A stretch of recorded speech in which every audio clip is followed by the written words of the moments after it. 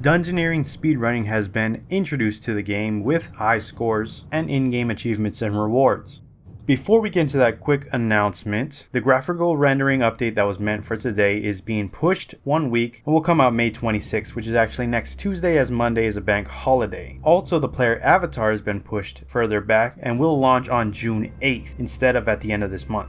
That said, as I mentioned, Dungeoneering speedrunning has now been made official with rewards and a high scores system. This will challenge players to complete the large dungeon floors on high complexity while opening all the bonus rooms as quickly as they can. This scales for appropriate difficulty parties, so you need to be running 1-to-1 solos or 5-to-5 groups for the achievements and titles. But there are high scores for 2-to-2, 3-to-3, and 4-to-4. And yes, on the official website you can find the new Dungeoneering high scores rankings for both solo and group times. There's also an in-game statistic board found in the Demonheim camp alongside quick chats to show off your skills in game. There's also titles and achievements to show off your prowess. They're split into solo, 1-to-1, or group 5-to-5, with one for each floor theme, as well as an unlock everything achievement. So here's the thresholds for the achievements and title unlocks in minutes and seconds. Do note that each title comes with a bronze, silver, and gold variant, along with the floor theme titles that come with appropriately themed color variants, which are also unlocked alongside gold. On top of that, your ferret pet can be examined to see its owner's statistics. Anyways, if you enjoyed the video so far, please hit that like button. If you're not subscribed yet and you want to stay up to date on all things RuneScape related, then hit that subscribe button.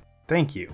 And now we're going to take a look at the patch notes and see what's been updated with today's update, so let's go ahead and check it out. Starting off with some hot fixes that went live throughout the week. Runes can once again be bound in Dungeoneering. Fixed an issue in the Dungeoneering Flower Roots puzzle where choppable small plants might continue cycling colors after uprooting the large plants. Fixed an issue where you hear a click from the nearby doors. They are now unlocked. Message did not occur when completing the colored bookshelf puzzle. Move the book indicators over colored bookshelves one tile closer to the rotating bookcases due to varying height maps on beveled walls. Fixed an issue where the Kinprovements achievement could not be completed. Fixed an issue where colored ferret puzzles couldn't be completed in abandoned 2 theme floors, floors 30 through 35. Excluded resource node placeholders from the potential spawn coordinates of colored ferrets. Resetting the Ring of Kinship Necromancy passive effect now correctly refunds Dungeoneering tokens. And if a terrified colored ferret is unable to reach its pressure plate, it will now burrow near the pressure plate to bypass obstacles. Moving on to some Dungeoneering remastered changes. Fixed an issue causing enemies to spawn at lower levels than intended on high complexity floors. Experience on completing floors has been rebalanced so that exploration of the dungeon feels more meaningful. So you can see with all floor sizes they've reduced the size modifier, increased the bonus room modifier, and in the case for medium and large floors they increased the modifier for killing mobs. An issue with the Scroll of Restoration has been fixed where it saved more than just materials when restoring artifacts. Soul runes in Dungeoneering no longer use the wrong inventory icon. Updated environment assets and lighting in Fremnik Saga instances to match new dungeon visuals. Updated the version of the area around Zemriel's fortress in cutscenes to match the overworld area. Fixed an issue where some tiles in one of the ice rooms would still make you slide. Fixed an issue with Astea Frostweb and puzzle room ghosts having broken animations. Fixed an issue where certain fish crates couldn't be reached in the Fremnik puzzle room. The Edipet override now shows their owner's Edimu Q count. The Warpstone drop now rolls for all players in the party regardless of whether they damage the boss or not. And they updated environment assets and lightings in additional Demonheim instances to match new dungeon visuals. Added accuracy bonuses to the Demonheim Blood Shard necklaces. Added Enter Op to the exit door from the Colored Ferret puzzle in free-to-play worlds. Also fixes similar issues with the Hunter Ferret exit door and the mixable liquid shelf in the Colored Recess room on free-to-play worlds. Fixed an issue where bound magical blast boxes lost their accuracy bonus. Updated models for chaotic rapiers, maul, and crossbows. Fixed an issue where the Herblore skill guide entry in Demonheim Necromancy potions said they required misshapen claws rather than twisted roots. And active scripture charges no longer are lost when leaving a dungeon after disconnecting from the game. Moving on to some general changes, fixed a client crash caused by holding one of 2 Phoenix keys. Fixed a crash that would happen when players would try to find out more about clans through the clan notice board. Added a check to prevent players from banking the demonic skull while inside the wilderness. Cops and Robbers achievement can now be completed by Iron Man by completing either of Heist's tutorials. Exiting the Varrock Southeast mine now plays a random track in the Varrock style category instead of silence. Resolved a couple of bugs reported with how the Mobilize This achievement displays its data. The drawing a sketch cutscene during the Darkness of Hallowvale quest will no longer get interrupted by damage over time abilities. Fences along the cow and chicken pens in Lumbridge have been fixed to allow players to attack over them. And lastly, re-added a pair of convenient rock hidey holes north of Lumbridge docks that inconveniently went missing again on the 16th of February. And that is it for your patch notes. Links to everything discussed in this video will be down in the description below. Head on over there to check them out if you wish to do so. If you missed last week's video, it'll be on screen now. Looking forward to seeing you there, and if not, I'll see you with the next RuneScape news coverage video. Until then, I am out. Aloha.